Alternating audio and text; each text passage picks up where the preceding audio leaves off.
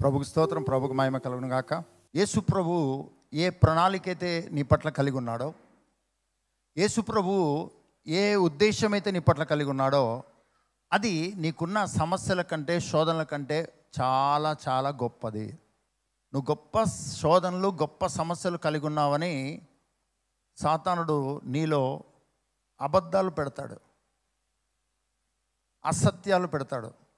నువ్వు వెళ్తున్న మార్గం, నువ్వు వెళ్తున్న కష్టం, నువ్వు వెళ్తున్న శోధనలు చాలా కష్టమైనవి అని సాతానుడు నీకు ఎప్పుడూ అబద్ధాలు చెప్తూ ఉంటాడు. కానీ యేసుక్రీస్తునందున్న నువ్వు వెళ్తున్న మార్గాలు, శోధనలు, కష్టాలు, ఇబ్బందుల కంటే ఆయన నీ పట్ల కలిగి ఉన్నటువంటి ప్రణాళికలు, ఉద్దేశాలు చాలా చాలా చాలా గొప్పవి, చాలా చాలా చాలా ఉన్నతమైనవి. ఆ ఉన్నతమైన వాటిని నువ్వు గ్రహించకూడదనే సాతానుడు ఎప్పటికప్పుడు స్కామ్స్ నీ ఆలోచనలో, తలంపుల్లో పెడతాడు. అవే గొప్పవి అన్నట్టుగా. ఇంకా ఆ గొప్ప పర్వతమును, ఓ గొప్ప పర్వతమా జెరుబ్బాబెలు నడ్డగింపను, 24 గంటలు నా పర్వతమా తొలగిపో, నా పర్వతమా తొలగిపో, నా పర్వతమా తొలగిపో, నా ముందరున్న లోయలు మొయ్యబడును కాక అని 24/7 నీ అసమర్థత, నీ ఓటమి, నీ బలహీనత, నీవి అన్న దాని గురించే నీ ప్రాజెక్టుగా పెట్టుకుంటావు. కానీ ఆ ప్రాజెక్టు కంటే యేసుక్రీస్తు నందు నీకు ఇవ్వబడిన ప్రాజెక్టు, పరలోక రాజ్య సంబంధిగా నీకు ఇవ్వబడిన ప్రాజెక్ట్ అనేది చాలా చాలా చాలా చాలా చాలా ఉన్నతమైనది, చాలా చాలా ఘనమైనటువంటిది, చాలా శ్రేష్టమైనది, మహిమతో నిండినది. మీ పక్క వాళ్ళతో చెప్పండి, నీవు అర్థమవుతూ, నీ పరిస్థితులు నీకు అర్థమవుతూ, కృంగిపోతూ, భయపడుతూ, బాధపడుతూ నీ క్రైస్తవ జీవితాన్ని జీవిస్తే అది చైల్డ్ లెవెల్ క్రిస్టియానిటీ. అంటే నీ క్రైస్తవ జీవితంలో ఒక చిన్న పిల్లవాడు ఎలా ఫీల్ అవుతుంటాడో అలాంటి ఫీలింగ్లో నీవు నీ క్రైస్తవ జీవితాన్ని జీవిస్తూ ఉన్నావు. నీ ముందర ఏం కనపడుతుంటుందో, పిల్లలు కదా ఏం చేస్తారంటే పోతూ ఉంటే తల్లిదండ్రులు కళ్ళకు గంతలు కడతారండి. అరే అటువైపు చూడొద్దురా, ఇటువైపు చూడరా, ఇటువైపు చూడొద్దురా, అటువైపు చూడు. ఎందుకంటుంటారంటే ఇక్కడ చాక్లెట్లు కనపడితే, అక్కడ బొమ్మలు కనపడితే, అక్కడ ఇంకోటి కనపడితే, మగపిల్లలు అయితే కార్లు, సైకిళ్ళు, ఇటువంటివి. ఆడపిల్లలు అయినా అనుకోండి గోల్డ్, కాస్మెటిక్స్, డ్రెస్సులు, ఇలా గోల్డ్ షాపులు. ఇలాగా పిల్లలు చిన్నగా ఉన్నప్పుడు ప్రతిదాన్ని ఇది నాకు కావాలి, ఇది నాది, ఇది నాకు కావాలి, ఇది నాకు కూడా కావాలి, ప్రతిదాన్ని అది ఇది కూడా నాకు కావాలి, ఇది కూడా నాకు కావాలి. అది అవసరమా, అవసరం లేదా, అది తీసుకుంటే ఏమవుతుందని కూడా తెలియదండి. ఇలాగా మన క్రైస్తవ జీవితంలో చిన్నపిల్లలు ఎలాగ ప్రతిదీ కావాలని కోరుకుంటారో, అది నష్టమా, కష్టమా, బాధనా, దుఃఖమా తెలియకుండా ప్రతిదీ కావాలని కోరుకుంటూ ఉంటారో, అలానే మన క్రైస్తవ జీవితంలో కూడా మనం కోరుకుంటూనే ఉంటాము. ప్రేయర్ రిక్వెస్ట్లు వెంట ప్రేయర్ రిక్వెస్ట్లు, ఇది సాధించాలి, అది సాధించాలి, ఇది చేయాలి, అది చేయాలని మనము. కానీ ఒక రోజు వస్తుంది, ఆ రోజు ఒక విషయాన్ని నువ్వు గ్రహించుకుంటావు. ఎందుకంటే నీ క్రైస్తవ అనుభవము, క్రైస్తవ వయస్సు, క్రైస్తవ జీవితం యొక్క వయసు అనేది పెరుగుతూ వస్తుంది. క్రీస్తుని గురించిన జ్ఞానం అనేది పెరుగుతూ వస్తుంది. అప్పుడు నీకు ఒక విషయం అర్థమవుతుంది, అరే చాలా టైం వేస్ట్ చేసుకున్నాను, ఇన్ని రోజులు నాకు కావాలనుకున్నవన్నీ కూడా చాలా చిన్నవి. ప్రభువు నా పట్ల కలిగి ఉన్న ఉద్దేశాలు, ప్రణాళికలు చాలా గొప్పవి, ఇవి చాలా ఉన్నతమైనవి, ఘనమైనవి, శ్రేష్టమైనవి. వాటి గురించి ఆలోచించకుండా ఇన్ని రోజులు ఎంత టైం వేస్ట్ చేశాను అనే రోజు ఒక రోజు వస్తుందండి. అది నీవు చిన్న పిల్లవాడుగా ఉండి ప్రతిదీ కావాలని కోరుకొని, ప్రధానికి డిసప్పాయింట్ అయ్యి, ప్రధానికి దుఃఖపడి, ప్రధానికి అలిగి, బాధపడి, దుఃఖపడి, ఇలాంటి చైల్డిష్ మెంటాలిటీలో నుంచి మెచ్యూర్డ్గా ప్రభువు నా కొరకు ఉంచిన ప్రణాళిక చాలా ఉన్నతమైనది, చాలా ఘనమైనది, దాని విలువ శక్తివంతమైనది, దాని విలువ మహాఘనమైనది, దాని విలువ చాలా ఉన్నతమైనది అని నువ్వు ఎప్పుడైతే గ్రహించుకోవడం ప్రారంభిస్తావో నీ దగ్గర ప్రేయర్ రిక్వెస్ట్లే ఉండవండి. ఎందుకో తెలుసా అండి, ఏ దేవుణ్ణి అయితే రిక్వెస్ట్ చేసుకొని ఇది నాకు కావాలని అడిగే ఎప్పుడైతే దేవుని ప్రణాళిక, దేవుని ప్లాన్స్ అనేవి ఆయనవి నీకు గొప్పగా కనబడడం ప్రారంభం అవుతాయో, నీ జీవితంలో ప్రతి ప్రణాళిక నువ్వు కోరుకొని ఇంతకుముందు కోరుకున్నవన్నీ కూడా అక్కడ నెరవేర్చబడడం నువ్వు చూడడం ప్రారంభిస్తావు. గట్టిగా హల్లెలూయా చెప్దామండి. మీ పక్కన వాళ్ళతో చెప్పండి, నీకున్న ప్రాబ్లమ్స్ కంటే దేవుడు నీ పట్ల కలిగి ఉన్న ఆలోచన, ప్రణాళిక చాలా చాలా చాలా చాలా చాలా పెద్దది, చాలా చాలా చాలా ఉన్నతమైనది. హల్లెలూయా. బైబిల్లో ఎవరిని కూడా మనం గమనించినా సమస్యల్లో ఉన్న వాళ్ళనే దేవుడు పట్టుకున్నాడండి. శోధనలో ఉన్న వాళ్ళని దేవుడు పట్టుకున్నాడు. ఇబ్బందులు ఉన్న వాళ్ళని దేవుడు పట్టుకున్నాడు. బలహీనమైన వారిని దేవుడు పట్టుకున్నాడు. కానీ వారిని ఎక్కడ దాకా నడిపించాడంటే చాలా ఉన్నతమైన స్థితిలోకి నడిపించినట్టుగా మనం చూస్తూ ఉన్నాం. హల్లెలూయా. అబ్రహాము దగ్గరికి వెళ్దాం. ఫస్ట్ ఎక్కడి దగ్గరికి వెళ్దాం? అబ్రాము అనే దగ్గరికి వెళ్ళి తర్వాత అబ్రహాము అనే దగ్గరికి వెళ్దాం. షారాయి అనే దగ్గరికి వెళ్ళి అక్కడి నుంచి అలానే పక్కనే ఉంటుంది షారా దగ్గరికి వెళ్దాం. అందరూ చెప్పండి, అబ్రాము పక్కనే అబ్రహాం ఉన్నాడు. అబ్రహాముకు మధ్యలో తేడా తెలుసా అండి? అబ్రహాముకు ఉన్న తేడా ఒక తేడా అండి. అబ్రాము ఈ భూమి మీద ఉన్నటువంటి సంగతులు తెలిసినవాడు, ఈ భూమి మీద ఉన్నటువంటి పరిస్థితులు తెలిసినవాడు, ఈ భూమి మీద ఉన్నటువంటి కుటుంబం తెలిసినవాడు. కానీ అబ్రహాం అన్నవాడు దేవుణ్ణి తెలిసినవాడు, దేవుని ప్రణాళిక తెలిసినవాడు, దేవుని ఉద్దేశాలు తెలిసినవాడు, దేవుని ప్లాన్స్ తెలిసినవాడు, ఆ ప్లాన్స్ కొరకు నిలబడడం నేర్చుకున్నవాడు Abraham. Greatest difference between Abram and Abraham. గొప్ప తేడా అబ్రహాముకు ఉన్న తేడా ఏంటంటే మొత్తం లోకమంతా తెలిసినవాడు, లోకంలో ఉన్న సమస్యలన్నీ తెలిసినవాడు అబ్రహాం. కానీ అబ్రహాము దేవుణ్ణి తెలిసినవాడు, దేవునితో నిబంధన కలిగిన వాడు, దేవుని చేత నడిపించబడిన వాడు, దేవుని చేత నిలబెట్టబడిన వాడు, దేవుని చేత నడిపించబడిన వాడు, దేవుని చేత రాజుల ఎదుట నిలబెట్టబడిన వాడు, దేవుని కొరకు సంతానమును ఈ భూమి మీదకి తీసుకొచ్చిన వాడు. హల్లెలూయా. ఇది అబ్రహాం అని. మీ పక్క వాళ్ళతో చెప్పండి, నీ పేరుతో సాటిస్ఫై అవ్వద్దు. ప్రభా నాకేదైనా కొత్త పేరు పెట్టు ప్రభా అని అడుగు. ఇటువంటి ప్రేయర్ రిక్వెస్ట్లు అడుగు. ప్రభా కొత్త పేరు పెట్టిన ఆయన, సంతానరావు పేరు కానీ సంతానం లేదు, ప్లీజ్ ప్రభా పేరు మార్చిన ఆయన. చాలాసార్లు మనము మన పేర్లకు తగిన జీవితం మనకు ఉండదండి. మనకు పేర్లకు తగిన జీవితం మనకు ఉండదు. కానీ దేవుడు నీ పేరును మార్చి నీకు కొత్త జీవితాన్ని ఇస్తున్నాడు. హల్లెలూయా. అందుకని నువ్వు క్రీస్తులోనికి బాప్తిసం పొంది క్రీస్తును ధరించుకున్నావు. ఇప్పుడు నీ పేరు, నువ్వు క్రీస్తులోనికి వెళ్ళి క్రీస్తు లోపల నాటబడి క్రీస్తును ధరించుకున్నావు. నీకున్న నామమును, నీకున్న జీవితాన్ని కంప్లీట్గా ఆయన మింగేశాడు. నిన్ను కంప్లీట్గా బాప్తిసం పొందడం అదే. బాప్తిసం ఎందుకు పొందాలి? క్రీస్తు లోపలికి వెళ్ళి క్రీస్తు లోపల నాటబడి క్రీస్తును ధరించుకొని అభిషక్తుడు అన్న జీవితం, క్రీస్తు అన్న జీవితాన్ని, ఆ పేరు పెట్టబడిన జీవితాన్ని జీవించినట్లుగా నువ్వు బాప్తిసం పొందుతున్నావు. ఆ పేరు కలిగిన, ఆ నామం కలిగిన ఆయన యొక్క ఆత్మతో నువ్వు జీవించడం కొరకు బాప్తిసం పొందుతున్నావు. ఒకవేళ బాప్తిసం ఆల్రెడీ పొందింటే ఇందుకొరకే పొందావు. ఒకవేళ పొందకపోతే దీని కొరకే బాప్తిసం పొందు. హల్లెలూయా. క్రీస్తులోనికి బాప్తిసం పొంది క్రీస్తును నువ్వు ధరించుకొని క్రీస్తు ఆత్మకు నివాస స్థానమయ్యావు. ఇది ఈ జీవితం కొరకు నువ్వు బాప్తిసం పొందావు. బాప్తిసం పొందాలి. హల్లెలూయా. ప్రభుకు స్తోత్రం. మీ పక్క వాళ్ళతో చెప్పండి, నీవు వెళ్ళే మార్గాలు, నీకున్న ప్రణాళికలు, మంచివైనా చెడ్డవైనా, నీకున్న కోరికలు మంచివైనా చెడ్డవైనా, నీకున్న ప్రాబ్లము, నీకున్న సుఖము, నీకున్న దుఃఖము, వీటన్నిటికంటే మించిన శక్తివంతమైన క్రైస్తవ జీవితము నీవు కలిగి ఉన్నావు. అయితే నీవు అంత గొప్పగా నీ క్రైస్తవ జీవితాన్ని చూడలేకపోవడానికి రీజన్ ఏంటంటే నీ ఆలోచనలను, నీ హృదయాన్ని, నీ తలంపులను, నీ పరిస్థితులు, నీకు సంబంధించిన మనుషులు ఆక్యుపై చేశారు, స్వాధీనపరుచుకున్నారు, లోబర్చుకున్నారు. ఎంతసేపున్నా ఆ పరిస్థితులు, ఆ మనుషులు, ఆ ప్రభావాలు, ఇవి మాత్రమే. నువ్వు ఏమన్నా చెయ్యి, నువ్వు ఎంత బైబిల్ చదువు, ఎంత ప్రార్థన చేయి, మళ్ళీ అవే అవే అవే అవే అవే అవే పదే పదే పదే అవే గుర్తొస్తాయి.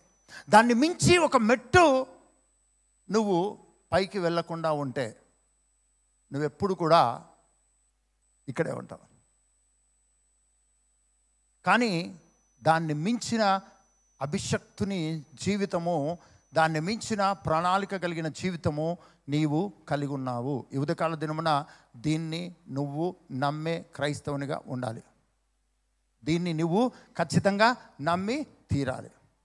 దీన్ని నమ్ముతున్నాను, ఇది నా జీవితము, నా పట్ల ప్రభు కలిగిన ఆలోచన చాలా ఉన్నతమైనది, ఘనమైనది అని నమ్మకపోతే, అలా అంటే జీవితం ప్రభునికి ఇచ్చి ఉన్నాడని ఆ జీవితం కొరకు నువ్వు బాప్తిసం పొందకుండా ఉంటే, ఒకవేళ బాప్తిసం పొందినా అలా నమ్మకపోతే అసలు నీవు క్రైస్తవ విశ్వాసంలో లేనట్టు. ఆదికాండం 12వ అధ్యాయం 1వ వచనం నుండి చూద్దాం. ఆదికాండం 12వ అధ్యాయం 1వ వచనం. యెహోవా, నీవు లేచి నీ దేశము నుండి, నీ బంధువుల యొద్ద నుండి, నీ తండ్రి ఇంటి నుండి బయలుదేరి నేను నీకు చూపించు దేశమునకు వెళ్ళుము. నిన్ను గొప్ప జనముగా చేసి నిన్ను ఆశీర్వదించి నీ నామమును గొప్ప చేయుదును. నీవు ఆశీర్వాదముగా నుందువు. నిన్ను ఆశీర్వదించు వారిని ఆశీర్వదించెదను, నిన్ను దూషించు వారిని శపించెదను. భూమి యొక్క సమస్త వంశములు నీయందు ఆశీర్వదింపబడునని అబ్రాముతో అనగా. ఒకసారి మనం అబ్రాముకి ఇవ్వబడినటువంటి వాగ్దానాలను మనం గమనిస్తే, ఆ వాగ్దానాల యొక్క విలువ అందరూ చెప్పండి, విలువ. ఆ వాగ్దానం యొక్క శక్తి అందరూ చెప్దాం, శక్తి. ఆ వాగ్దానం యొక్క ఐశ్వర్యము అందరూ చెప్దాం, ఐశ్వర్యము. ఆ వాగ్దానం యొక్క గొప్పతనము అందరూ చెప్దాం, గొప్పతనం. మనం కనుక ఆలోచిస్తే, అబ్రాము దేవుడు పిలిచిన సమయానికి ఏ పరిస్థితుల గుండా వెళ్ళే వ్యక్తి అయినా దేవుడిచ్చిన వాగ్దానం ముందర ఆయనకున్న సమస్యలు, ఆయనకున్న నిర్జీవము, ఆయనకున్న బలహీనతలు, ఆయనకున్నవన్నీ తక్కువే. దేవుడు చాలా ఉన్నతమైన ప్రణాళిక కొరకు పిలిచి ఉన్నాడు. చాలా గొప్ప ఆలోచనలు ఆయన కలిగి ఉన్నాడు.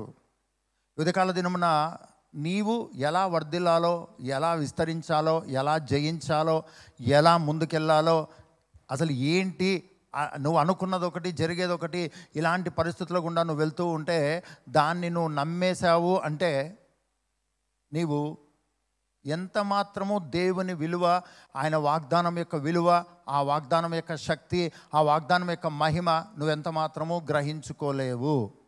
ఎందుకంటే నీకు ఆల్రెడీ నీవు వెళ్తున్న పరిస్థితుల యొక్క విలువ నీకు అర్థమైపోతుంది, దాని శక్తి నీకు అర్థమైపోతుంది, దాని యొక్క స్థితిగతులన్నీ నీకు అర్థమవుతాయి. దాంట్లో నుంచి నువ్వు బయటికి రావడానికి ప్రయత్నం చేస్తావు. కానీ దేవుడు వాటన్నిటి నిమిత్తం నిన్ను చంపేశాడు.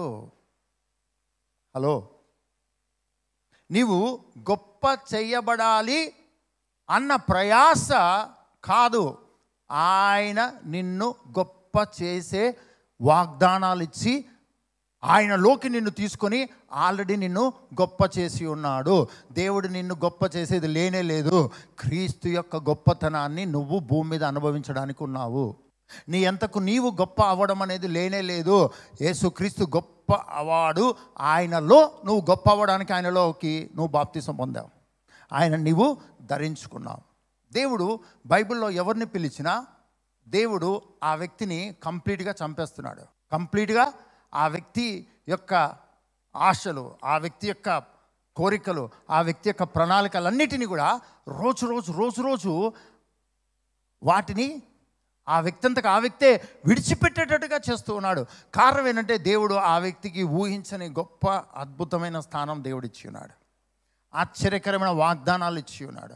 ఆ వాగ్దానం నెరవేర్చబడితే నీవు రాజుల ఎదుట నిలబడడం కాదు, రాజులకు రాజుగా ఉంటావు, ప్రభువులకు ప్రభువుగా ఉంటావు, అధికారులకు అధికారిగా నిలబడతావు. దేవుడు నీ పట్ల కలిగి ఉన్న ఉద్దేశము చాలా ఉన్నతమైనది. ప్రతి క్రైస్తవుడు ప్రతి వ్యక్తి గురించి నేను మాట్లాడట్లేదు, ప్రతి క్రైస్తవుడు, క్రీస్తులోనికి బాప్తిసం పొంది క్రీస్తుని ధరించుకున్న ప్రతి ఒక్కడు చాలా ఉన్నతమైన దేవుని ప్లాన్లో ఉన్నాడు. ఆ ప్లాన్ గురించే మనము బాప్తిసం పొంది ఉన్నాము. దేవుడు అబ్రామును పిలిచి ఉన్నాడు. చూద్దాం, దేవుడు అబ్రామును పిలిచి ఉన్నాడు.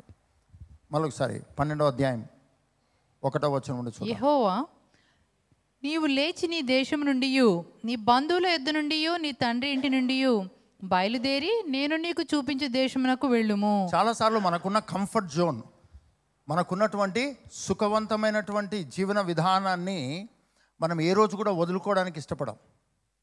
మనకున్న కంఫర్ట్ జోన్, మనం ఉన్నటువంటి పరిధి, ఎక్కడ బాగుంటుందో, ఎక్కడ సెటిల్ అవ్వాలో, ఎక్కడ గాలి ఉంటుందో, ఎక్కడ నీళ్ళు ఉంటాయో, ఎక్కడ సమృద్ధి ఉంటుందో అన్న చోట మనం చాలా కంఫర్ట్గా ఉంటాం. కానీ దేవుడు నీ కంఫర్ట్ను దూరం చేస్తున్నాడు. మీ పక్కన చూసి హలో అనండి. హలో, ఇక్కడే ఇల్లు కడదాం ప్రభువా, నీకొకటి మోషకొకటి ఇల్లు కడదాం ప్రభువా.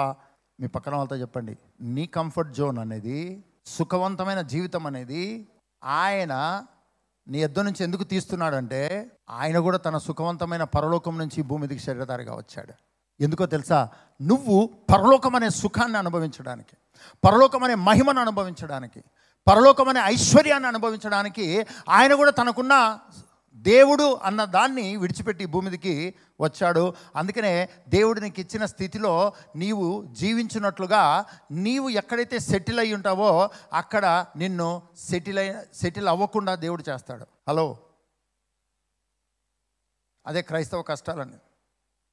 నువ్వు ఇక్కడే బాగుంది, ఇక్కడే సెటిల్ అవుతాను, ఇలానే బాగుంది, ఇట్లా దేవుడు నిన్ను అక్కడి నుంచి షేక్ చేసి బయటికి తీసుకెళ్ళిపోతాడండి. దేవుడు పిలిచిన ప్రతి ఒక్క వ్యక్తిని దేవుడు ఉండనీయలేదు. ఇక్కడ బాగుంది అన్న చోట దేవుడు నిన్ను ఉండనీయడు. ఎందుకో తెలుసా అండి? దేవుడు కఠినుడు కాదు. దేవుడు నీ కొరకు గొప్ప ప్రణాళిక ఏర్పాటు చేసి ఉన్నాడు. దేవుడు నిన్ను గొప్ప చేయడానికి, నిన్ను హెచ్చించడానికి, ఘనపరచడానికి ఆయన ఉన్నతమైన ప్రణాళికలు కలిగి ఉన్నాడు. అందుకనే నీ కంఫర్ట్ జోను, వీళ్ళు ఇక్కడే అక్కడ అని నువ్వు నిర్ణయం తీసుకున్న ప్రతి చోటు నుంచి నిన్ను షేక్ చేసి తీసుకెళ్ళిపోతాడు. ఆ షేక్ చేయబడే వ్యక్తికి తెలుస్తుందండి. మీకు తెలుసా? వాము తెలీదా? వాము తెలీదా? వాము తెలుసు కదండి. వాము తెలుసా? వాముని ఎలా తీస్తారు? ఇప్పుడు ఎట్లా తీస్తున్నారో నాకు తెలియదు, కానీ ఆ వాము పంట ఉంటుంది కదా, అది తీసుకొచ్చిన తర్వాత ఎండబెట్టి ఆ కర్రలు తీసుకొని కొడుతూ ఉంటారండి. అది రాలుతూ ఉంటుంది. కొడుతూ ఉంటారు, అది రాలుతూ ఉంటుంది. కొడుతూ ఉంటారు, రాలుతూ ఉంటుంది. కొట్టకపోతే రాలవన్నీ కొన్ని. యేసు ప్రభువును నమ్మిన తర్వాత నువ్వు షేక్ చేయబడతావు, వణికిపోతావు, భయపడతావు, కంగారు పడతావు. నీ జీవితంలో ఏం జరుగుతుందో నీకు అర్థం కాదన్న పొజిషన్లోకి వస్తావు. కానీ గట్టిగా హల్లెలూయా చెప్దామండి. ప్రభు నిన్ను షేక్ చేసేది ఎందుకో తెలుసా? మహిమపరచడానికి, ఘనపరచడానికి, హెచ్చించడానికి, తలగా ఉంచడానికి. మనం ఎక్కడ మనుషులంగా కన్ఫ్యూజ్ అవుతామంటే, ప్రభు ఆల్రెడీ కష్టాల్లో నేను నీ దగ్గరకు వస్తే మళ్ళా నువ్వు నన్ను షేక్ చేస్తున్నావు ప్రభు, ఆ కష్టాల మీద నన్ను బాగుండే, ఉన్న కష్టంలో నుంచి పెన్నంలో నుంచి పొయ్యిలో ఉన్నట్టు అయిపోయింది ప్రభు నా పరిస్థితి అని నువ్వు చాలా ఫీల్ అవుతుంటావు. ప్రభువు నిన్ను దేశాలకు ఆశీర్వాదకరంగా నిన్ను షేక్ చేస్తూ ఉన్నాడు, నిన్ను సిద్ధపరుస్తూ ఉన్నాడు. ఒక ఊరు అనే పట్టణంలో ఉన్నటువంటి ఒక సాధారణమైన వ్యక్తిని దేశాలకు ఆశీర్వాదాన్ని తీసుకొచ్చే వ్యక్తిగా దేవుడు షేక్ చేసి ఆ విధంగా మార్చి ఉన్నాడు. హల్లెలూయా. నీ క్రైస్తవ జీవితంలో ఈ అనుభవం అనేది నీకు కలగకపోతే నువ్వు చెక్ చేసుకోవాలి. నువ్వు దేవుణ్ణి బతిమాలుకుంటున్నావేమో, ప్రభా దయచేసి నన్ను ఎక్కువగా కదిలించొద్దు ప్రభా, నడుము నొప్పింది నాకు, ప్లీజ్ గట్టిగా షేక్ చేయొద్దు ఆయన, కాళ్ళ నొప్పులు ఉన్నాయి, అసలే నాకు నరాల బలహీనత ప్రభా, ఎక్కువ షేక్ చేయొద్దు అంటున్నావేమో.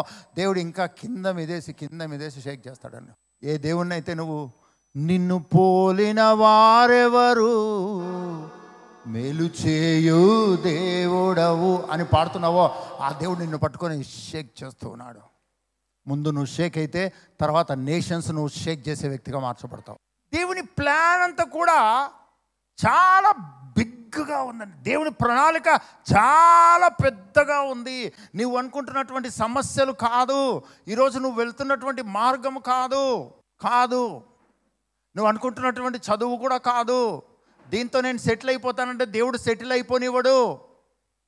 హలో, మీ పక్కన చూసి హలో అనండి. సెటిల్ అవుదాం అనుకున్నావా? అవ్వు. ప్రభు ఒకరోజు మా పిన్నమ్మ ద్వారా, నీకు హైదరాబాద్లో సేవ అయిపోయిందంట, కోదాడకు వెళ్ళాలంట అనిందండి. నేను ఎట్లా ఉంటానంటే, ఈ మైక్లో మాట్లాడుతున్నాను కదా, కొద్దిసేపటికి ఈ మైక్ ఎవరికన్నా పోతుందేమో ఇవ్వడానికి రెడీగా ఉండాలి నేను అన్నట్లుంటా. నేను ఎక్కడైతే నిలబడి ఉన్నానో, ఒకవేళ దేవుడు ఎవరికైనా ఇది అప్పగిస్తాడేమో, ఒకవేళ ప్రభు అడిగితే రెడీగా ఉండాలి అనుకుంటాను. నేను ఏ కారులో అయితే వెళ్తానో ఆ కారు, కుమారుడా ఆ కారు వాళ్ళకి అని అంటాడేమో, రెడీగా ఉంటానండి. నా దగ్గర ఏమైతే నేను కలిగి ఉంటానో ప్రభు దాన్ని ఎప్పుడు ఏం చెప్తాడో నాకు తెలీదు, కానీ నేను దేన్ని నా హృదయంలో పట్టుకొని ఉండకూడదు. అది నేను నేర్చుకున్నానండి. నేను దేన్ని పట్టుకోనండి, వీళ్ళు నా వాళ్ళు, ఇది నాది, ఇది నాకు కావాలి, ఇది లేకపోతే బతకలేను అన్న జీవితమే పోయిందండి. ఎప్పుడు దేవుడు ఏమంటాడో తెలియదండి. కావాలనే టెస్ట్ చేస్తాడని ప్రభు. అబ్బా, మామూలుగా కాదు. ఆయనకు లోబడి జీవిస్తూ ఉంటే మామూలుగా పరీక్షించాడు ఆయన. ఆయనకు లోబడినంత వరకు ఆయన కూడా సైలెంట్గా ఉంటాడు. ఒక్కసారి ప్రభువా నువ్వే నా సర్వం ప్రభువా, నీ చిత్తం చెప్పు ప్రభువా, చేయకపోతే అప్పుడు అడుగనేసరికి అప్పుడు ప్రభువు తన కార్యం జరిగించడం ప్రారంభిస్తాడండి. మొట్టమొదట ఆయన అబ్రహాము లోబడుతున్నాడని తెలిసి, అబ్రహాము నా మాట వింటున్నాడని తెలిసి అబ్రహామును ఏమడిగాడు తెలుసా అండి? అబ్రహామును, నీ ఒక్కగానొక్క కుమారుణ్ణి నేను చూపించి పర్వతం మీదకి తీసుకెళ్ళి దహన బలి అర్పించు అన్నాడు. మీ పక్కన చూడండి, రెడీయా? నీకు ఇష్టమైనది రెడీయా? దేవుడు అడిగితే ఇవ్వడానికి రెడీగా ఉన్నావా? మీ పక్కలతో చెప్పండి, ఇప్పుడు అడగట్లే, ఎందుకంటే నీ ఫేస్ చూస్తేనే అర్థమవుతుంది అంత ఈజీ కాదని దేవుడికి బాగా తెలుసండి. నువ్వు ఇవ్వగలిగిన వ్యక్తివైతేనే నిన్ను అడుగుతాడు. నువ్వు ఏదైనా చేయడానికి దేవుని కొరకు సిద్ధపడినప్పుడే నేను అడుగుతాడు. ఎందుకంటే నువ్వు చేసే పనులు ఏవీ లేవు. ఆయన ఏ చిన్న విషయాన్ని కూడా నువ్వు చేయలేవు, నీ వల్ల కాదు, ఆయన వల్ల మాత్రమే అవుతుంది నీతో చేయించుకోవడానికి. దేవుడు అబ్రాహామును పిలిచినప్పుడు నీ దేశమును, నీ బంధువులను, నీ తండ్రి ఇంటిని విడిచిపెట్టి రమ్మన్నాడు. మీ పక్క వాళ్ళతో చెప్పండి, ఎంత దారుణము అనండి, ఎంత ఘోరము. ఒక మనిషిని దేవుడు దేశాన్ని విడిచిపెట్టిపోమన్నాడు. దేశాన్ని ఎలా విడిచిపెట్టిపోతాడు? బంధువులు విడిచిపెట్టి ఎట్లా పోతారు? ఎంత వేరే దేశాలకు వెళ్ళి ఉన్నా వాట్సాప్ అవి ఉంటాయి కదండి, వీడియో కాల్లో రోజు మాట్లాడుకుంటారు. చెప్పు అని వీడియో కాల్లో, ఆడియో కాల్లో, వీడియో కాల్లో మాట్లాడుకుంటారు కదా. దేవుడు అబ్రహాముతో అన్న మాట ఏంటో తెలుసా అండి? వీడియో లేదు, ఏం లేదు, నెట్వర్కే మొత్తం బంద్ నీ జీవితంలో అన్నాడండి. పక్కన చూడండి, హలో, అబ్రహాముకు కనీసం ఇంటర్నెట్ కనెక్షన్ కూడా కట్ చేశాడు దేవుడు. దేవుడు అబ్రహామును తన దేశము, తన బంధువులు, తన తండ్రి ఇంటి నుంచి డిస్కనెక్ట్ చేసేసాడండి. తన హృదయంలోనే డిస్కనెక్ట్ చేసి బయటికి రప్పించాడు. మీ పక్క వాళ్ళతో చెప్పండి, బంధువుల కంటే, తండ్రి ఇంటి కంటే, దేశము కంటే గొప్ప ప్లాన్ ఆయన కలిగి ఉన్నాడు. కాబట్టి నిన్నేదైనా దేవుడు విడిచిపెట్టమని చెప్తే దేవుడు నీ పట్ల గొప్ప ఉద్దేశం కలిగి ఉన్నాడని మాత్రం ఎన్నడూ మర్చిపోవద్దు. మరొకసారి చెప్పండి, నీకున్న సమస్యల కంటే, నీకున్న శోధనల కంటే దేవుడు నీ పట్ల కలిగిన ఉద్దేశాలు చాలా ఘనమైనవి, చాలా మహిమకరమైనవి, చాలా ఉన్నతమైనవి. 16వ అధ్యాయంలోకి వెళ్దాం. 1వ వచనం నుండి చూద్దాం. అబ్రాము భార్య అయిన సారయి అతనికి పిల్లలు కనలేదు. ఆమెకు హాగరు అను ఐగుప్తురాలైన దాసి ఉండెను. కాగా శారయి, ఇదిగో నేను పిల్లలు కనకుండా యెహోవా చేసి ఉన్నాడు, నీవు దయచేసి నా దాసితో పొమ్ము, ఒకవేళ ఆమె వలన నాకు సంతానము కలగవచ్చునని అబ్రాముతో చెప్పాను. ఇలాంటి ఆల్టర్నేటివ్స్ అనేవి విశ్వాస జీవితంలో చాలా వస్తాయండి. దేవుడు కలిగిన ఉన్నతమైనటువంటి ప్రణాళికను మిస్ చేసుకునే అనేక ఆపర్చునిటీస్ను సాతానుడు మన ముందరికి తీసుకొని వస్తాడు. అనేక రకాలైనవి, డిఫరెంట్ థింగ్స్ అనేవి మనము దేవుని ప్లాన్ అర్థం చేసుకోకుండా, ఆయన ప్రణాళిక విలువ తెలుసుకోకుండా, ఆ వాగ్దానం యొక్క శక్తి తెలుసుకోకుండా అనేకమైనవి వస్తాయండి. అనేకమైనవి వస్తాయి. అసలు దేవుడు అబ్రామును శారాయిని పిలవకముందే వాళ్ళకి పిల్లలు ఉన్నారా, పిల్లలు లేరా చెప్పాలండి. ఏ వయసులో పిలిచాడండి? 75. మరి శారాయికి 8 సంవత్సరాలు 10 సంవత్సరాలు డిఫరెన్స్ అండి ఇద్దరికి. ఈయనకు 75 అయితే ఆమెకి ఎంత? 65. దేవుడు పిలిచినప్పుడు వాళ్ళకి పిల్లలు ఉన్నారా? మరి ఇప్పుడు కొత్తగా సంతానం లేకుండా చేసినాడు అంటుంది ఏంటి? అలానే యేసుప్రభుని నమ్మిన తర్వాతనే నీకు ఎక్కువ కష్టాలు వస్తున్నట్టు, యేసుప్రభుని నమ్మిన తర్వాత నువ్వు ఏదో పోగొట్టుకుంటున్నట్టు, యేసుప్రభుని నమ్మిన తర్వాత అందరూ నీకు దూరం అవుతున్నట్టు, యేసుప్రభుని నమ్మిన తర్వాత నీకు ఇంకా బలహీనతలు ఎక్కువైనట్టు, యేసుప్రభుని నమ్మిన తర్వాత ఇంకా నువ్వు అనే ఆలోచనలు తరచుగా నీకు వస్తూనే ఉంటాయి. దానికి కారణం ఏంటంటే దేవుని ఉన్నతమైన ప్లాన్ను నువ్వు మిస్ చేసుకోవాలి. దేవుని ఉన్నతమైన ప్రణాళికల్లో నుంచి నువ్వు తప్పిపోవాలి. అలా ఎప్పుడైతే నువ్వు తప్పుకుంటావో సాతానుడు గెలిచినట్టు. కానీ యేసు ప్రభు నిన్ను విడువడు, ఎడబాయడు. ఆయన అనుకున్నది నీ పట్ల నెరవేర్చేంత వరకు ఆయన నీ పట్ల కృపను, కనికరమును, దయను విస్తరింప చేయువాడుగా ఉన్నాడు. గట్టిగా హల్లెలూయా చెప్దామండి. గట్టిగా హల్లెలూయా చెప్దాం. ఇక్కడ ఒక్క సంతానం గురించి శారాయి ప్రయాసపడుతుందండి. ఒక్క సంతానము కలగడం గురించి, ఒక్క పిల్లోన్ని ఎత్తుకోవడానికి శారాయి కష్టపడుతుంది. అబ్రహాము శోధింపబడుతున్నాడు. కానీ దేవుని వాగ్దానాలలో ఒక సంతానం గురించి అని ఉందా? ఒక్క సంతానమునిచ్చి ఆ సంతానము ద్వారా లోకాన్ని ఆశీర్వదిస్తాను అన్న వాగ్దానము దేవుడు అబ్రహాము పట్ల కలిగి ఉన్నాడు. నిన్ను ఏదో ఒక దాని కొరకు స్ట్రగుల్ అయ్యేటట్టుగా సాతానుడు చేస్తూనే ఉంటాడు. దాని గురించే ప్రార్థన చేయి, దీని గురించి దేవుణ్ణి అడుగు, దీని గురించే దేవుని సన్నిధిలో మొరపెట్టు, 40 రోజులు ఉపవాస ప్రార్థన దీని గురించే చేయి.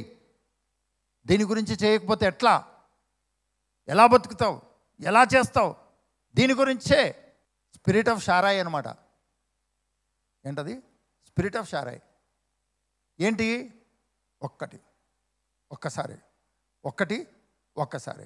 ఇదొక్కటి కావాలి ప్రభా, ఇదొక్కటి ఇచ్చేసినాం అనుకో, ఇదొక్కటి ప్రభా, ప్లీజ్ ప్రభా, do miracle in this area, please please please please please please please please please.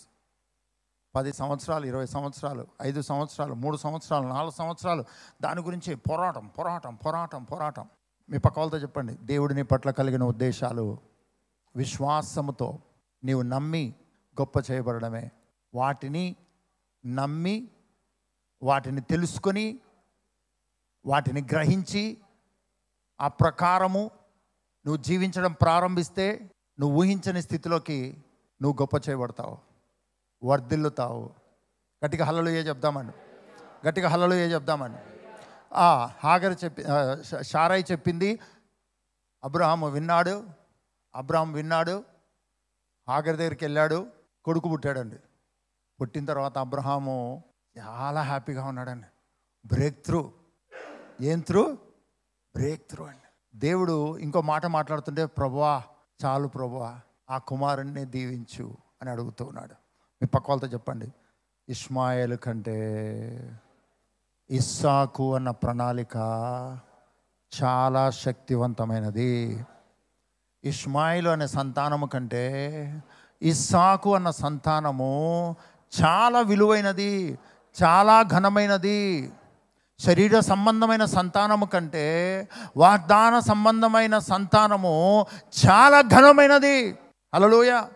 నువ్వు శరీర సంబంధమైనటువంటి దాని గురించే నువ్వు ప్రయాసపడుతున్నావు, కానీ వాగ్దాన సంబంధమైనది అంతకంటే ఎంత మాత్రం పోల్చుకోదగినది కాదు. చాలా విలువైనది, వాగ్దాన సంబంధమైనది. హల్లెలూయా. ప్రభుకు స్తోత్రం. యేసు ప్రభువు ఒక కుటుంబాన్ని ప్రేమిస్తూ ఉన్నాడండి. మనందరికి తెలిసినదే, అందుకనే నేను చెప్పేస్తాను. ఒక కుటుంబాన్ని ప్రేమిస్తున్నాడండి. ఆ కుటుంబంలో ఒక వ్యక్తి రోగి అయ్యాడండి. అందరు చెప్పండి, రోగం వస్తే యేసయ్య రాలేదు. ఎందుకనగా రోగము కంటే పెద్ద ప్లాన్ దేవుడు కలిగి ఉన్నాడు.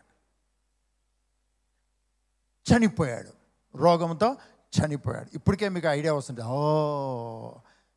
కానీ వస్తే రాని. అయితే రోగము కంటే యేసు ప్రభు గొప్ప ప్లాన్ కలిగి ఉన్నాడండి. ఆ రోగముతో ఆ వ్యక్తి చనిపోయాడు. యేసు ప్రభు రాలేదు. మీరు నమ్మండి, ఆ వ్యక్తి చనిపోయినప్పుడు నేను అక్కడ లేను అంటున్నాడండి. యేసు ప్రభు శిష్యులతో అంటున్నాడు, చనిపోయాడు. అందరు చెప్పండి, చనిపోయాడు. యేసు ప్రభువు ఆ మరణము కంటే గొప్ప ప్లాన్ కలిగి ఉన్నాడు. మీ పక్కన చూడండి, సీరియస్గా, మరణం కంటే గొప్ప ప్లాన్ ఏముంటుంది? అయితే లాజరు మరణించిన టైంలో కూడా యేసు ప్రభు లేడు. ఎందుకంటే ఆ మరణము కంటే గొప్ప ప్రణాళిక యేసు ప్రభు కలిగి ఉన్నాడు. గట్టిగా హల్లెలూయా చెప్దామండి. లాజరు చనిపోయాడు, యేసయ్య పోలేదు. 4వ దినమున సమాధి దగ్గరికి వచ్చాడు, లాజరు దగ్గరికి వచ్చాడండి. ఎక్కడికి వచ్చాడు? అక్కడికి వచ్చి సమాధి దగ్గర నిలబడి యేసయ్య లాజరు సహోదరితో అన్న మాట ఏంటో తెలుసా? నమ్మితే దేవుని మహిమను చూస్తావని నువ్వు వినలేదా? ఆల్రెడీ నేను చెప్పాను కదా, నమ్ము నా మహిమను చూస్తావని. మీ పక్కవాళ్ళు చెప్పండి, మరణము కంటే మించినది ఏముంది? మనుషుల దగ్గర లేకపోవచ్చు కానీ, అంతే కదండి. ఇప్పుడు ఈ భూమి మీద మహాజ్ఞానము ఎవరికి ఉంటుంది? విలువైన జ్ఞానం ఎవరికి ఉంటుంది చెప్పండి? డాక్టర్లండి, అవునా కదా? డాక్టర్లా కదా? ఎందుకంటే డెత్ను డిక్లేర్ చేసేది ఎవరు ఈ భూమి మీద? అసలు మీకు ఏం తెలియదబ్బా. ఉప్మా తిన్నారా? డెత్ను డిక్లేర్ చేసేది ఎవరు? మనం నాడి పట్టుకొని పోయినాడని చెప్పినాం అనుకోండి, బతికినాడు అనుకోండి, మనల్ని కొడతారండి. అవునా కదా? డెత్ను డిక్లేర్ చేసేది ఎవరు కదా? డాక్టర్లు, మెడికల్ నాలెడ్జ్ ఉన్నవాళ్ళు, అవునా కదండి? డెత్ సర్టిఫికేట్ ఎవరు ఇస్తారండి? చనిపోయాడని నిర్ధారించేది ఎవరు? ఎమ్మెల్యేనా? డాక్టర్ అండి. అయితే ఒక వ్యక్తి మరణించాడనుకోండి, డాక్టర్లు డిక్లేర్ చేశారు, మరణించాడని డిక్లేర్ చేశారు. ఇప్పుడు ఆ వ్యక్తి తిరిగి లేచాడు అనుకోండి, డాక్టర్ అంటాడండి ఏమైనా జరగచ్చు అంటారండి. అమ్మా డాక్టర్లు చెప్పాలని మీరు అంటారా? మీరు మెడికల్ అంటారా? ఒక వ్యక్తి చనిపోయాడని డిక్లేర్ చేసిన తర్వాత డాక్టర్ హోప్ ఇస్తాడా? డాక్టర్ ఏం చేస్తాడంటే ఆ చనిపోయిన వ్యక్తికి సంబంధించిన వాళ్ళకు చాలా దిగులుగా చెప్తాడండి, చాలా బాధతో చెప్తాడు, కళ్ళు మూసుకుంటూ ఈజ్ నో మోర్ అని చెప్తాడు. ఇంకా అక్కడికి అర్థం చేసుకోవాలని అయిపోయింది పని అని. కానీ లాజరు చనిపోయాడు, డిక్లేర్ అయింది, సమాధి చేశారు. 4వ దినమున యేసుప్రభు వచ్చి ఆ డెత్ను క్యాన్సిల్ చేసి జీవములోకి తీసుకొచ్చాడు. ఇది చెప్పండి, మనుషుల మరణము కంటే దేవుడిచ్చిన జీవము యొక్క విలువ మనుషులు తెలుసుకోవాలా లేదా? మరణంతోనే ఆగిపోవాలా? జీవమును గురించిన జ్ఞానం మనకు అక్కర్లేదా? చనిపోవడం వరకే మనం ఆలోచించాలా? లేకపోతే క్రైస్తవులముగా పునరుద్ధానము గురించి కూడా మనం ఆలోచించాలా? ఈ మధ్యాహ్న కాల సమయంలో నీవు ఏ పరిస్థితులు గుండా వెళ్తున్నా దాని విలువను తెలుసుకున్న దానికంటే యేసు క్రీస్తులోనికి బాప్తిసం ఉంది, యేసు క్రీస్తును ధరించుకున్న ఆ క్రీస్తు జీవితం యొక్క విలువను నీవు రోజు కడుపు ఎంతవరకు నువ్వు తినగలవో అంతవరకే రోజు ఎలా తింటావో అలానే నువ్వు అనుదినము నువ్వు తినగలిగినంత, గ్రహించగలిగినంత నువ్వు గ్రహించాలని ప్రభుపేట నేను కోరుచున్నాను. నువ్వు అనుదినము క్రమముగా గ్రహించాలని, అనుదినము ఆయన పిలుపు, ఆయన ఇచ్చిన రక్షణ, ఆయన ఇచ్చినటువంటి ఆయన ప్రేమ, ఆయన నీ కొరకు వెల చెల్లించిన ఆ వెల యొక్క విలువ ఎంతో అనుదినము క్రమముగా నువ్వు బైబిల్ చదువుతూ తెలుసుకోవాలన్నది నీ ఆశ అయి ఉండాలి, నీ తపన అయి ఉండాలి. ఆ విలువ ఎంతగా నీకు తెలుస్తుందో ఆ విలువను తెలుసుకోవడానికి నువ్వు బైబిల్ చదువుతున్నావు. ప్రసంగాలు చేయడానికి కాదండి, రెఫరెన్సుల మీద రెఫరెన్సులు ప్రసంగాలు చేయడానికి కాదు. ప్రసంగం ఎవరైనా చేస్తారు, ప్రసంగం ఎవరైనా చేస్తారు. కానీ ఆ ప్రసంగము అన్నది జీవితంలో అనుభవపూర్వకంగా తెలుసుకున్న వాడే క్రైస్తవుడు, ఆశీర్వదించబడిన వాడు. మీ పక్క వాళ్ళతో చెప్పండి, దేవుని చేత నువ్వు డిసప్పాయింట్ చేయబడిన అనుభవం కలిగి ఉన్నావా? వదిలేయి, పట్టుకో, లే, నిలబడు, వెళ్ళు, కూర్చో, ఇదొద్దు అని ప్రభు నీతో చెప్తుంటే ఎప్పుడైనా విన్నావా? ఇంకా అనుభవం రాలేదా? ఇంకా అనుభవం రాకపోతే ఖచ్చితంగా నువ్వు ఇంకా చిన్నపిల్లాడి లాగానే నీ క్రైస్తవ జీవితాన్ని జీవిస్తున్నావు. దేవుడు నిన్ను చేయి పట్టి గొప్ప చేయడానికి ఆలోచన కలిగి నిన్ను పిలిచాడు. హల్లెలూయా. లాజరు మరణము కంటే లాజరు జీవితంలో పునరుద్ధానము అన్న గొప్ప సాక్ష్య జీవితాన్ని దేవుడు లాజరు పట్ల కలిగి ఉన్నాడు. సంతానము లేదు, యెహోవా సంతానము లేకుండా చేశాడు అని శారాయి చేసిన దానికంటే దేవుడు ఒక సంతానాన్ని ఇవ్వడం గురించి ఆలోచించట్లేదు. దేవుడు అబ్రహాముకు ఒక సంతానం ఇవ్వాలని ఆలోచించట్లేదు. అబ్రహాము యందు భూమి యొక్క వంశాలను ఆశీర్వదించాలన్న ప్రణాళిక, చాలా ఉన్నతమైన ప్రణాళిక దేవుడు కలిగి ఉన్నాడు. అందుకే నేను ఒక్కదాని కొరకు ప్రయాసపడు, నువ్వు ప్రయాసపడు, కానీ నీ విశ్వాసం మాత్రము దేవుడు నీ పట్ల ఉన్నతమైన ప్లాన్ కలిగి ఉన్నాడని మాత్రము మర్చిపోవద్దు. సడన్లో నువ్వు టర్న్ అవుతావు. ప్రభుని సడన్లో నిన్ను టర్న్ చేస్తాడు. సడన్లో నీ జీవితంలో మలుపులను దేవుడు తీసుకొని వస్తాడు. నీ సీజన్ అనేది ఒకటి స్టార్ట్ అవుతుంది.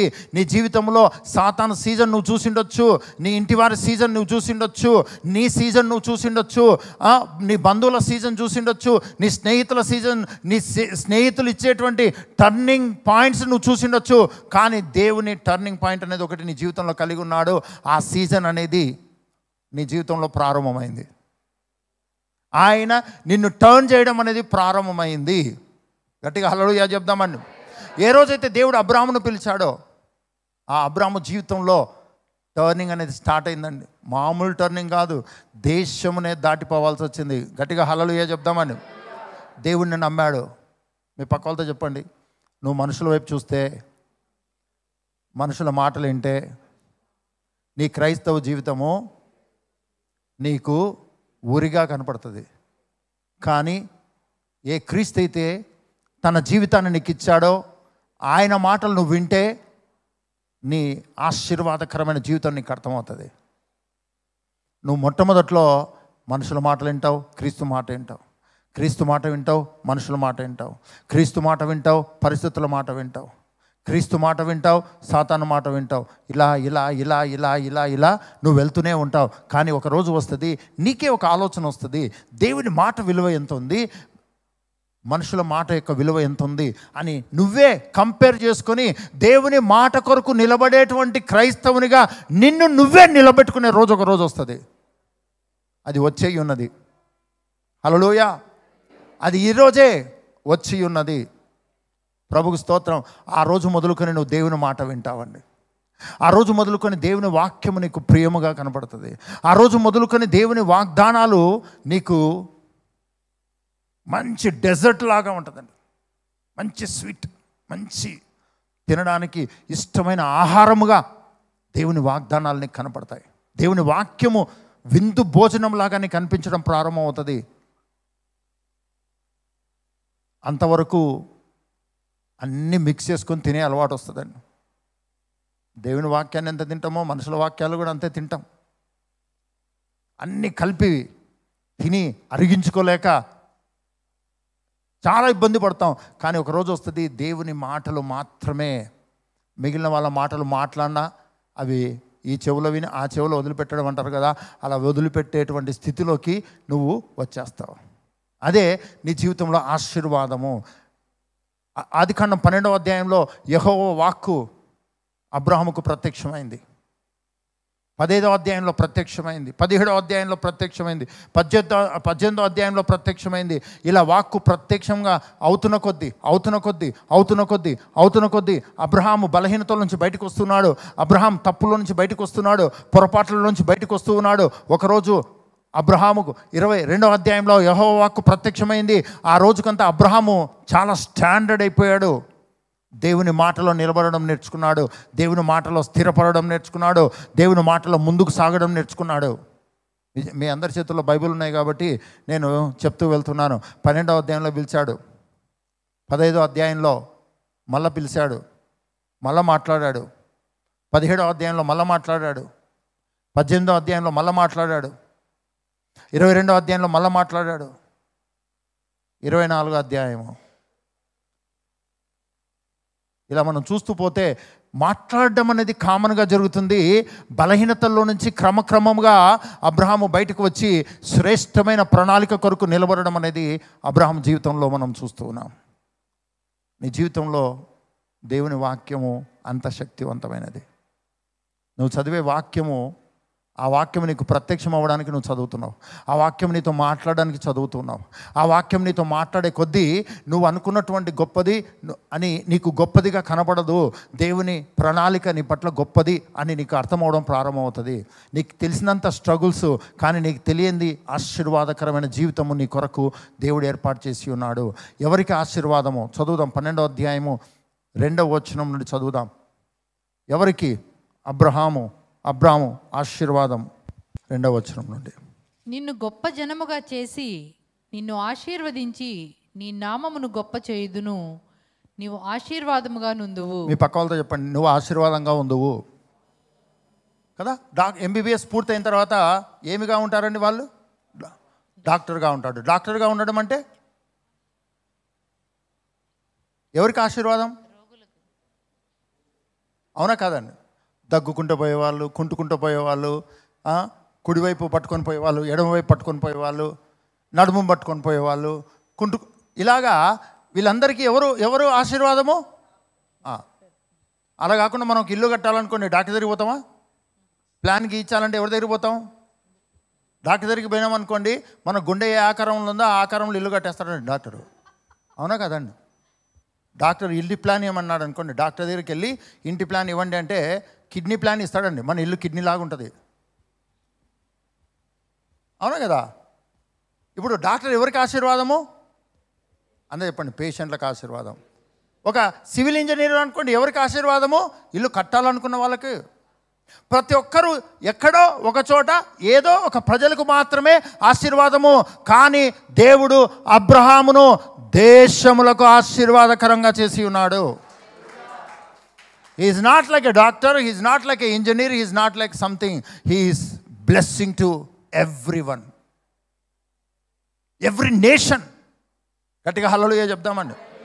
మీ పక్క వాళ్ళు చెప్పండి, ఒక్కొక్కరు ఎవరికో కొంతమందికి ఆశీర్వాదము.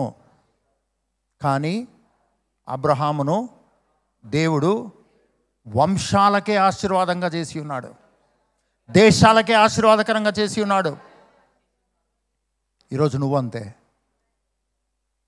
ఈరోజు నువ్వు కూడా అంతే. నువ్వు కూడా అంతే. అలాంటి శక్తివంతమైన క్రైస్తవ జీవితము, క్రైస్తవ ప్రణాళిక నీ పట్ల ప్రభువు కలిగి ఉన్నాడు. నీవు ఆశీర్వాదముగా నుందువు. తర్వాత, నిన్ను ఆశీర్వదించు వారిని ఆశీర్వదించెదను, నిన్ను దూషించు వారిని శపించెదను. భూమి యొక్క సమస్త వంశములు నీ యందు ఆశీర్వదించబడునని. భూమి యొక్క సమస్త వంశములు. భూమి యొక్క ఒక వంశమా? సమస్త వంశాలా? సమస్త వంశములు. మీ పక్కన అబ్బా అనండి అనండి అనండి అనండి అనండి పప్ప ఏం ఆశీర్వాదం అనండి అనండి అనండి అనండి అనండి అనండి అనండి. కొంతమంది ఏందో మీ పక్క వాళ్ళని చూసాను అనండి, ముక్కు చంపలు వేసుకున్నట్టు కాదండి. ఎక్స్ప్రెషన్ అనమాట, ఆశ్చర్యమైనటువంటిది ఎక్స్ప్రెస్ చేయడం అంటాం కదా. ఓకే, ఓన్లీ క్రికెట్ చూసేటప్పుడు అంటారు కదా. ఓకే, ఏ దేవుని అయితే నిన్ను పోలిన వారెవరు ప్రభువా అని పాడామో ఆ దేవుడు నువ్వు ఊహించని ప్లాన్ నీ పట్ల గొప్పగా కలిగి ఉన్నాడు. కాబట్టి ఈరోజు నువ్వు వెళ్తున్నటువంటి ఏ సమస్య గుండా, ఏ శోధన గుండా, ఏ లోటు గుండా, ఏ తక్కువ అన్న దాని గుండా నువ్వు వెళ్తున్నా సరే దాన్ని నువ్వు నమ్మొద్దు. దేవుడు నిన్ను తలగా ఉంచి ఉన్నాడు, దేశాలకు ఆశీర్వాదకరంగా చేసి ఉన్నాడు, భూమి యొక్క వంశములు నీ ద్వారా ఆశీర్వదింపబడతాయి అని దేవుడు ఎంత ఉన్నతమైన ప్లాన్ అబ్రహాము పట్ల కలిగి ఉన్నాడు. ఈరోజు నిన్ను అలానే ఆశీర్వాదకరంగా చేసి ఉన్నాడు. నువ్వు చేస్తున్న దాంట్లో నమ్మకంగా వెళ్తుండు. కానీ ఒక పాయింట్ వస్తుంది, ఒక టైం వస్తుంది, ఒక సీజన్ వస్తుంది, దేవుడు నిన్ను టర్న్ చేసేస్తాడు. హల్లెలూయా. ఆ రోజు మొదలుకొని నీ జీవితము, నీ జీవన విధానము, నీ ఆలోచన విధానం మారిపోవడం ప్రారంభమవుతుంది. నీకు అర్థం కాకపోయినా బైబిల్ చదవడం ప్రారంభించు. ఎందుకంటే ఆ వాక్కు నీకు ప్రత్యక్షం అవుతుంది. నీకు ఇష్టమున్నా ఇష్టం లేకపోయినా, వ్యాధి ఉన్నా, రోగమున్నా, కష్టమున్నా, దుఃఖమున్నా నువ్వు చర్చికి రావడం ఆపొద్దు. అంబులెన్స్లో వచ్చి ఇక్కడ పడుకో. అంబులెన్స్ను పంపించవచ్చు, తిరిగి నువ్వు నడుచుకుంటూ పోతావు. ఎందుకంటే నీ వాక్యమే నన్ను బ్రతికించెను, బాధలలో నెమ్మదినిచ్చెను. కృపాశక్తి దయాశక్తి సంపూర్ణుడా, వాక్యమయ్యున్న దేవ వందనమయ్యా. నీ వాక్యమే నన్ను. మీ పక్క వాళ్ళతో చెప్పండి, నువ్వు మామూలు పేషెంట్ అయితే డాక్టర్లు బ్రతికిస్తారు, నువ్వు క్రైస్తవునివి, నిన్ను ఎవడు బ్రతికించలేడు, దేవుని వాక్యమే నిన్ను బ్రతికిస్తుంది. హల్లెలూయా. డాక్టర్లకు మించిన జ్ఞానం నీ మీద పనిచేయాలి. అదే దైవిక జ్ఞానం, అదే దేవుని వాక్కు. పదే పదే అబ్రహాముకు దేవుని వాక్యం ప్రత్యక్షమవుతుంది, ప్రత్యక్షమవుతుంది, ప్రత్యక్షమవుతుంది. ప్రత్యక్షమైన ప్రతిసారి అబ్రహాము జీవితంలో డిస్కనెక్ట్ అవ్వాల్సినవన్నీ డిస్కనెక్ట్ అయిపోతున్నాయి. ప్రభుకు స్తోత్రం, ప్రభుకు మహిమ కలుగును గాక. అందుకనే దేవుడు నీతో మాట్లాడినట్లు నీవు అనుదినము వాక్యం చదువు. రోజంతా చదవమని నేను చెప్పట్లేదు. వేస్ట్ చేసే సమయము బెస్ట్ సమయము. నువ్వు బెస్ట్గా దుప్పటి కప్పుకొని ముడుక్కొని కోడి కదా పడుకుంటారు కదా, కోడి పడుకోవడం చూసారు ఎప్పుడన్నా? చూడలేదా?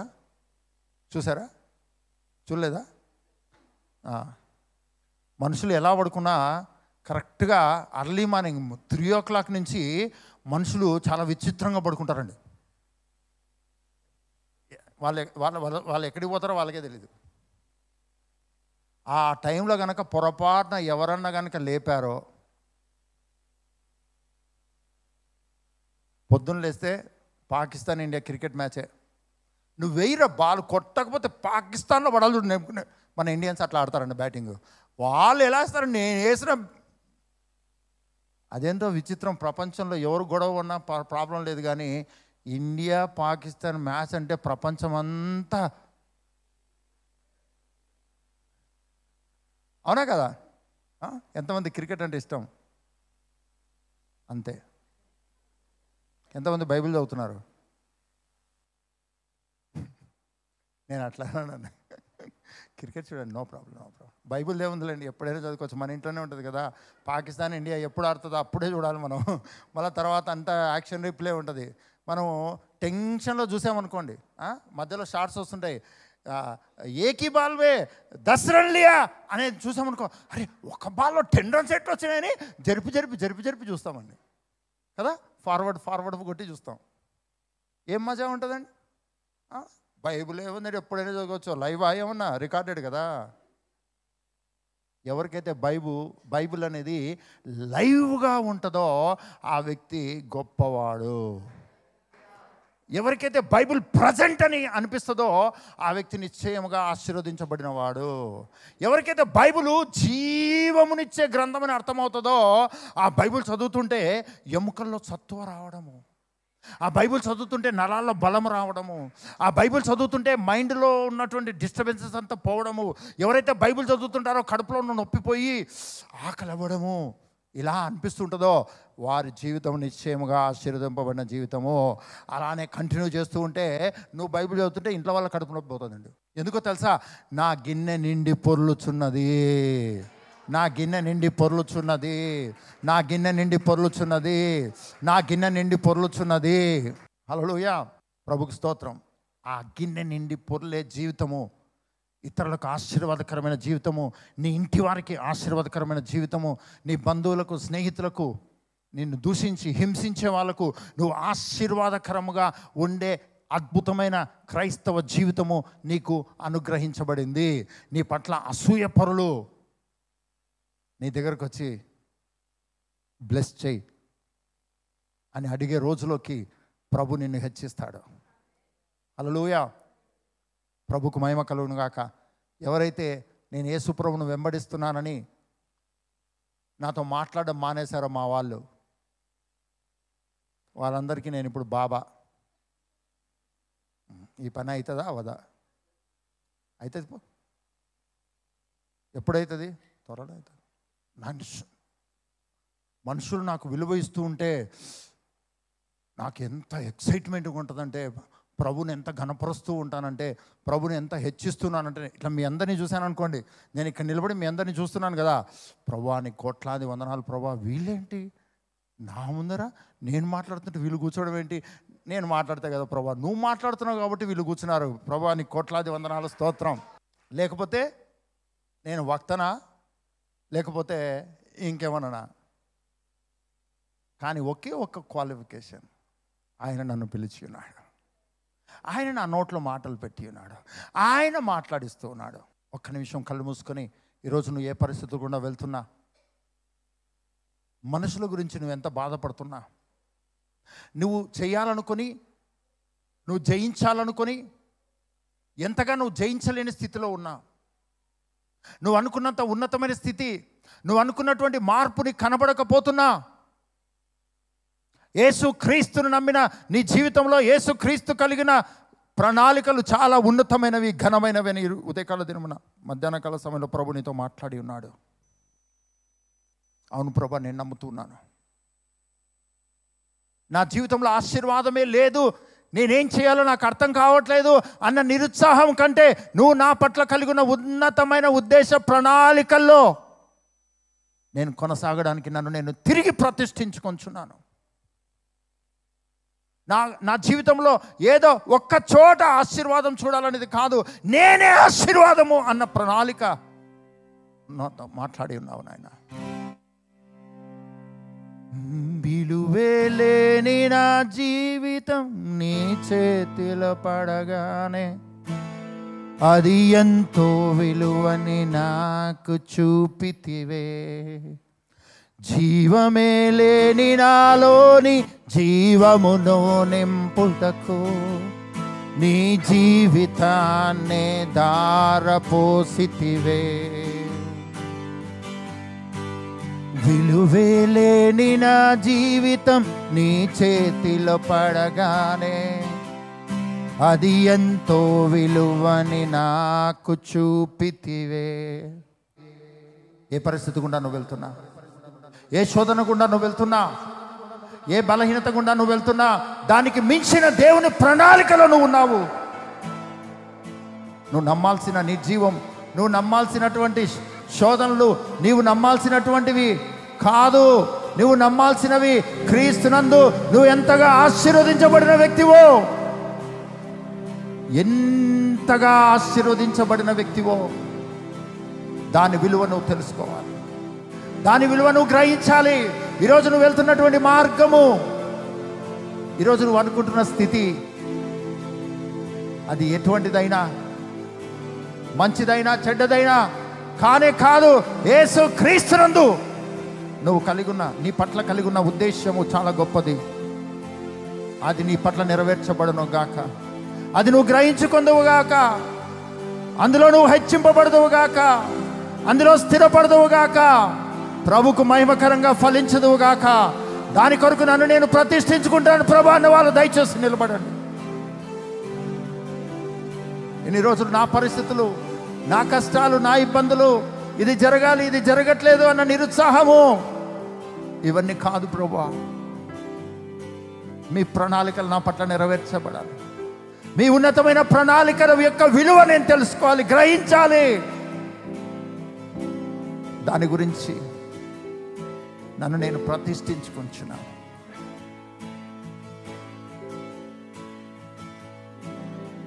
ఒక సాధారణమైన జీవితాన్ని జీవిస్తున్నటువంటి అబ్రాహాము యొద్దకు నీవు వచ్చి అబ్రాహాముతో మాట్లాడి అసాధారణమైన జీవితాన్ని, ప్రణాళిక నువ్వు అబ్రాహాము పట్ల కలిగి నెరవేర్చిన సమర్థుడవు నాయన. వాగ్దానం చేసి దాన్ని నెరవేర్చిన సమర్థుడవు. కోట్లాది వందనాలు, స్తోత్రాలు. నోటెరిచి స్తోత్రం చెప్తాం ప్రభువుకు, కోట్లాది వందనాలు చెప్తాం. అబ్రాహాము జీవితంలో ఆయన వాగ్దానం నెరవేర్చాడంటే నీ జీవితంలో ఆయన వాగ్దానం నెరవేర్చే సమర్థుడై ఉన్నాడు. నిరీక్షణకు ఆధారం లేనప్పుడు అబ్రహాము నిరీక్షణ కలిగి నమ్మెను అని బైబిల్ చెప్తుంది. కానీ దేవుడు అబ్రహామును నిరీక్షణకు ఆధారం లేనప్పుడు నమ్మించాడు, వాగ్దానాన్ని నెరవేర్చాడు. నీ జీవితంలో కూడా నువ్వు నమ్మలేని వ్యక్తిగా ఉంటే నమ్మిస్తాడు ఆయన. ఆయన సహవాసాన్ని, విడొద్దు. ఆయన వాక్య సహవాసాన్ని విడొద్దు. ఆయన వాక్యము అనుదినము నీకు ప్రత్యక్షం అవ్వడానికి ఆయన బైబిల్ను, ఆయన వాక్యాన్ని పట్టుకో.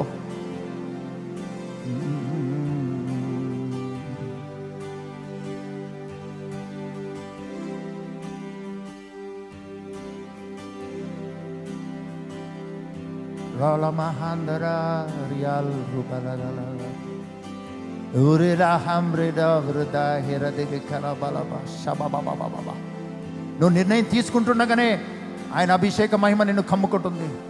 ప్రభా, నేను వెళ్తున్న మార్గము కంటే నీ మార్గములు గొప్పవి, నా ఆశల కంటే నా పట్ల నీవు కలిగిన ఆశ గొప్పది, అది నెరవేర్చబడును గాక అని నువ్వు అంటుండగానే ఆయన మహిమ సన్నిధి నిన్ను కమ్ముకుంటుంది. ఆయన ప్రభావ సన్నిధి, ఆయన మహిమ సన్నిధి నిన్ను కమ్ముకుంటుంది. సాతాను చెప్పినది సాతానే నెరవేర్చలేడు, కానీ దేవుడు చెప్పినది దేవుడు నెరవేర్చే సమర్థుడుగా ఉన్నాడు. అందుకనే సాతాను మాటలను పక్కన పెడదాం, యేసుక్రీస్తు మాటలను నమ్ముదాం. అవి శాశ్వతమైనవి, ఘనమైనవి, ఉన్నతమైనవి. నీ చిత్తము జరుగును గాక, మీ ప్రణాళికలు నెరవేర్చబడును గాక, నా పట్ల, నా కుటుంబం పట్ల. ప్రతి ఒక్క నోటి చేసేతో మాట్లాడు, ఆయనతో మాట్లాడు, ఆయనతో మాట్లాడు. ఇంతసేపు ఆయన నీతో మాట్లాడు, నువ్వు మాట్లాడు ఆయనతో. ఇప్పుడు నోటి చెప్పు, హృదయం తరంగాల నుంచి మాట్లాడు. పరిస్థితులు, మనుషులు, నా ఉద్దేశాలు, ఇవన్నీ మీ ఉన్నతమైన ప్లాన్ను తప్పిపోయేటట్టుగా చేశాను ఆయన. కానీ మీరు నన్ను పిలిచిన పిలుపు యొక్క విలువ, మీ వాగ్దానముల యొక్క విలువ, మీ ప్రణాళికలు నెరవేర్చబడితే అవి ఎంత గొప్పగా ఉంటాయో దాని విలువను గ్రహించి మీతో పాటు కలిసి నడవడానికి నన్ను నేను ప్రతిష్ఠించుకుంటున్నాను. మాట్లాడండి, ప్రభుతో మాట్లాడండి.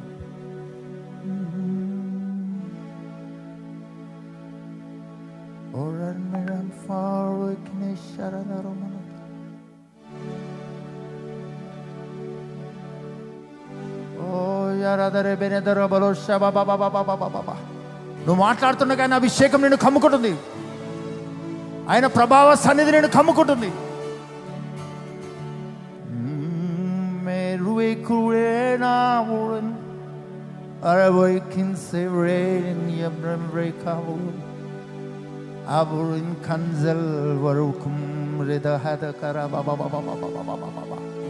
అభిషేక మహిమ సన్నిధి కమ్ముకొను గాక.